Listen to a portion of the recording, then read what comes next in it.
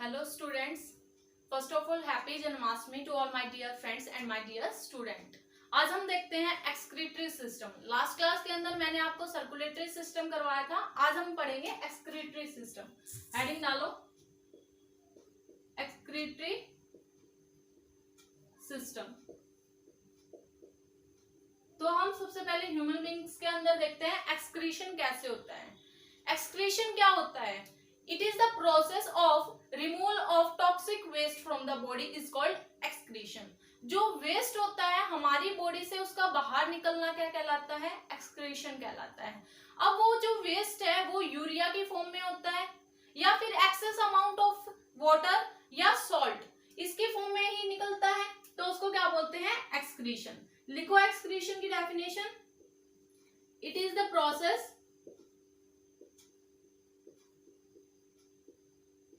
of removal of toxic waste substance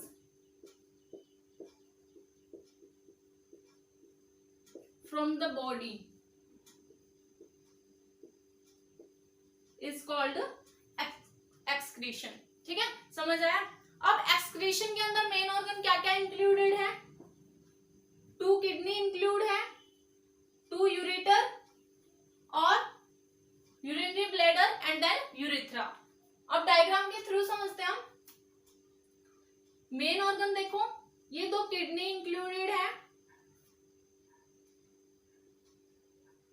यहां पर क्या है? Renal artery. और ये क्या है? Renal vein.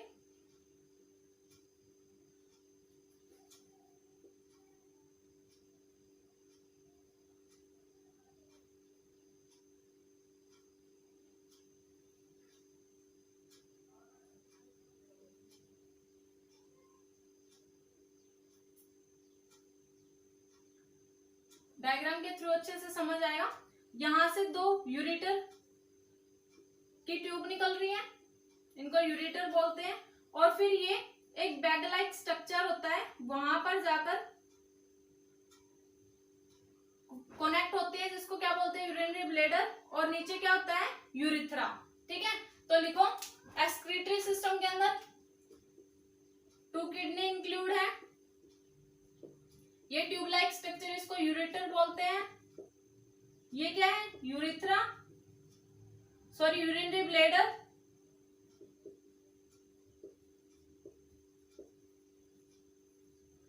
और जहां से जो है वेस्ट सब्सटेंस बाहर निकलता है उसको क्या बोलते हैं? Urethra, like urea. ठीक है, तो ये सारा का सारे जो पार्ट है वो किसके अंदर इंक्लूड है? आपके एक्सक्रीटरी सिस्टम के अंदर. ये क्या है? Renal artery. रीनल आर्टरी जहां से डर्टी ब्लड आता है, और रीनल वेन जहां से जो क्लीन ब्लड है वो बाहर निकलता है. अभी इसका फंक्शन बताऊंगी आपको नेफ्रॉन का स्ट्रक्चर बनाकर, फिर समझ आएगा कि हाँ भाई ये कैसे कैसे प्रोसेस करता है. तो देखो, किडनी की एक फिल्ट्रेशन यूनिट होती है, उसको बोलते हैं नेफ्रॉन. क्या बोलेंगे? नेफ्रॉन. लिखो kidney have a filtration unit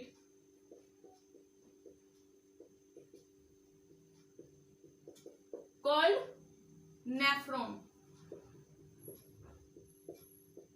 अभी हम यहाँ एक नेफ्रॉन की बात करेंगे, लेकिन किडनी के अंदर बहुत सारे नेफ्रॉन प्रेजेंट होते हैं. ठीक है, तो सबसे पहले नेफ्रॉन को समझते हैं, इसके अंदर क्या क्या इंक्लूडेड है. नेफ्रॉन का जो सबसे अपर जो पार्ट होता है वहां एक बैग लाइक स्ट्रक्चर बना होता है और उसको बोलते हैं बोमेन कैप्सूल. बोमेन कैप्सूल के अंदर नेटवर्क लाइक स्ट्रक्चर दिखेगा जिसको बोलेंगे ग्लोमेरुलस. क्या बोलेंगे? ग्लोमेरुलस. आप इसको डायग्राम से समझो.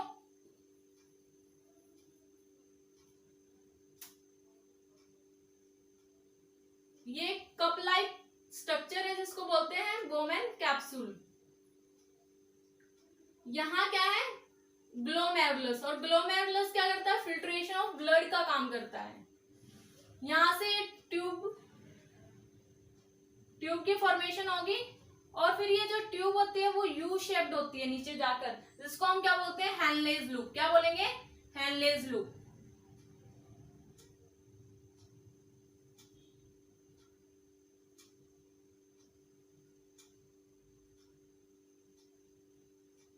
फिर उसके बाद ये जो ट्यूब है ये कहाँ जाएगी, आपके कोलेक्टिंग डक्ट के अंदर।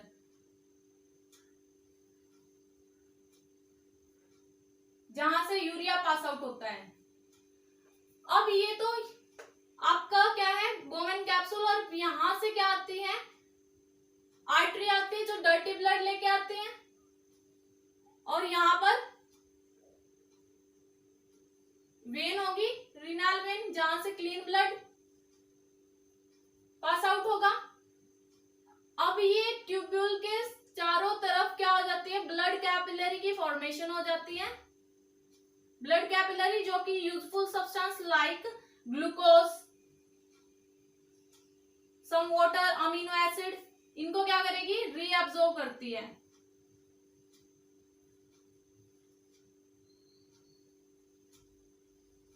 ठीक है, तो अब समझो इसको। ये क्या है, यहां से क्या आएगा, डर्टी ब्लड आएगा। डर्टी ब्लड जैसे ही आया वो कहाँ आ जाएगा, ग्लोमेरुलस के अंदर। ग्लोमेरुलस क्या काम करता है, ये क्या है, ग्लोमेरुलस। ग्लोमेरुलस क्या काम करता है, फिल्ट्रेशन ऑफ ब्लड का काम करता है, ब्लड को फिल्टर करता है। अब ब्लड को जैसे ही फिल्टर करेगा, ये क्या आपका बोमेन कैप्सूल।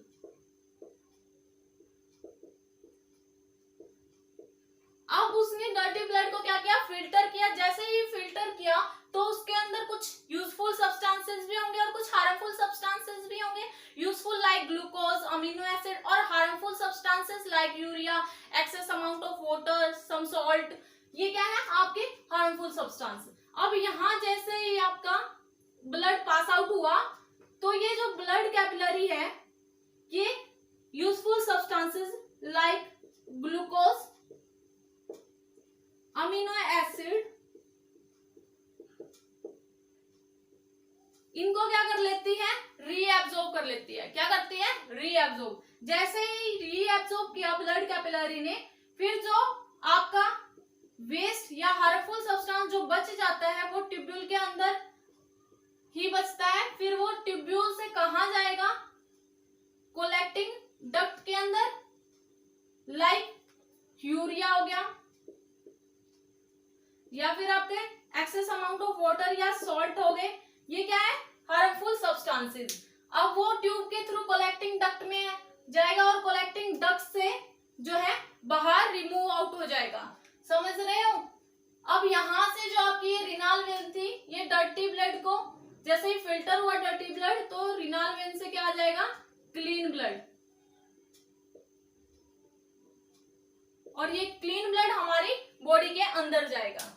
ठीक है, तो जो वेस्ट होता है वो तो बाहर निकल जाता है हमारी बॉडी से, और जो क्लीन ब्लड होता है वो अंदर बॉडी के अंदर जाता है। तो ये क्या है आपका नेफ्रॉन। नेफ्रॉन का स्ट्रक्चर बुक में काफी कॉम्प्लिकेटेड डायग्राम है ना, यहाँ इजी डायग्राम है, इसको आपको अच्छे से समझना है। ठीक है, तो दोबारा देखो, जैसे ही रीनल आर्टरी क्या करते हैं, डर्टी ब्लड को लेके आती है, और डर्टी ब्लड को लाती है कहां पर, यहाँ बोमेन कैप्सूल के अंदर क्या होता है, ग्लोमेरुलस होता है, नेटवर्क लाइक स्ट्रक्चर। और ग्लोमेरुलस फर्स्ट स्टेप क्या होता है, फिल्ट्रेशन ऑफ ब्लड, ब्लड को फिल्टर करता है। जैसे कि ब्लड को फिल्टर किया, वहां पर कुछ यूजफुल सब्सटेंस होंगे और कुछ हार्मफुल सब्सटेंसेस। तो जो यूजफुल सब्सटेंसेस है उनको क्या करता है, रीअब्सॉर्ब करती है हमारी blood capillary, like glucose, amino acid. Okay, और फिर उसके बाद क्या होता है, जो भी वेस्ट या हार्मफुल सब्सटेंस वो ट्यूब के अंदर बच जाता है, और फिर वो ट्यूब से पास आउट होता है कलेक्टिंग डक्ट के अंदर, लाइक यूरिया या सम एक्सेस अमाउंट ऑफ वाटर या साल्ट।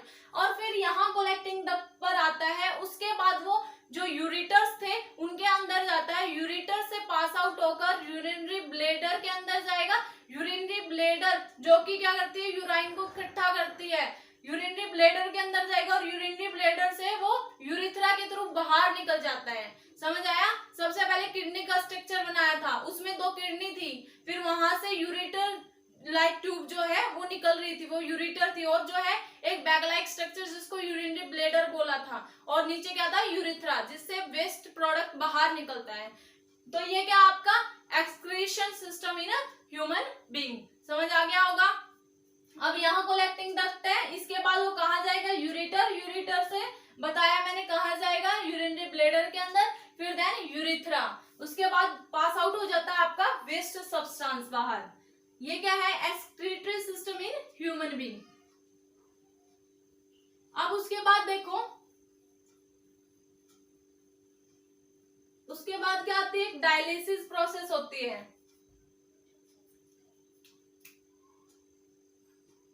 डायलिसिस क्या होती है, ये एक मशीन होती है, ठीक है। हम कह सकते हैं it is the procedure use for cleaning the blood. जब किडनी फेलियर हो जाती है ना, तो जो पर्सन होते हैं उनकी आर्म पर क्या किया जाता है, इस मशीन को अटैच किया जाता है। वहां से आर्टरी के थ्रू डर्टी ब्लड को लेंगे, और जैसे ही आर्टरी के थ्रू डर्टी ब्लड को लेंगे तो वो डर्टी ब्लड वहां उस टैंक के अंदर जाएगा, और वहां उस टैंक के अंदर क्या होंगे, डायलिसिस ट्यूब्स होंगी, और वो डायलिसिस ट्यूब क्या करेंगी, वो सेलेक्टिवली परमिएबल होती हैं, और वो जो है उनको ब्लड को क्लीन करने का काम करती हैं। वहां पर ही उस टैंक के अंदर जो है ग्लूकोज और अमीनो एसिड ऐसे सब्सटेंस प्रेजेंट होते हैं, और जो वेस्ट सब्सटेंस होता है वो क्या हो जाता है, टैंक के अंदर डिफ्यूज आउट हो जाता है, और देन ब्लड क्लीन होकर वेन के थ्रू दोबारा पर्सन के अंदर रखा जाता है, जिससे जो पर्सन का जो ब्लड है वो क्लीन हो जाता है कंप्लीटली। तो डायलिसिस क्या है, इट इज द प्रोसीजर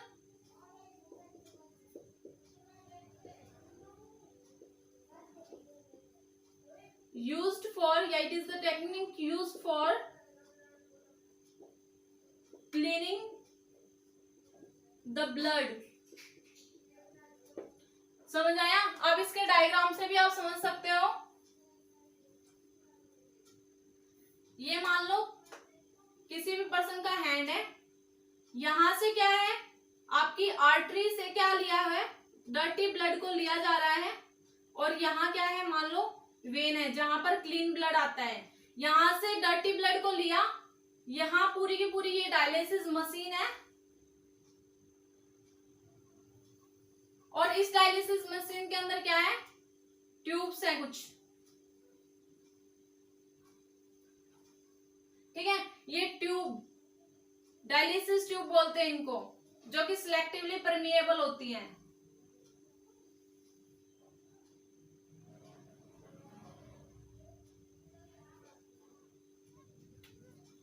और इस टैंक के अंदर क्या होगा, बिल्कुल जैसे ब्लड के अंदर ग्लूकोज और अमीनो एसिड प्रेजेंट है, वही सेम कंसंट्रेशन में ग्लूकोज अमीनो एसिड इस टैंक के अंदर प्रेजेंट होगा।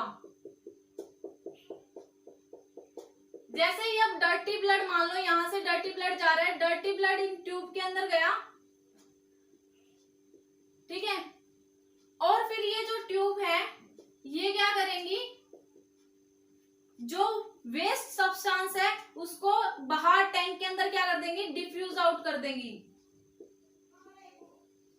वेस्ट सब्सटेंस को डिफ्यूज आउट कर दिया, और अब क्या होगा, अब जो क्लीन ब्लड होता है, क्लीन ब्लड दोबारा से यहाँ वेन के थ्रू बाहर आ जाएगा, और वो पर्सन के अंदर क्या हो जाएगा, क्लीन ब्लड पहुंच जाएगा। तो ये कुछ ऐसी डायलिसिस ट्यूब होती है, ठीक है, जो कि जिसकी किडनी फेलियर हो जाती है, जिसकी किडनी वर्क नहीं करती, वहां पर इन जो है मशीन का यूज किया जाता है। समझ आया। एक्सक्रीटरी सिस्टम पढ़ाया आज, उसके अंदर मैंने आपको नेफ्रॉन का स्ट्रक्चर बताया, किडनी क्या होती है, और डायलिसिस के बारे में बताया। आज आपको इतना ही करना है। Thank you so much.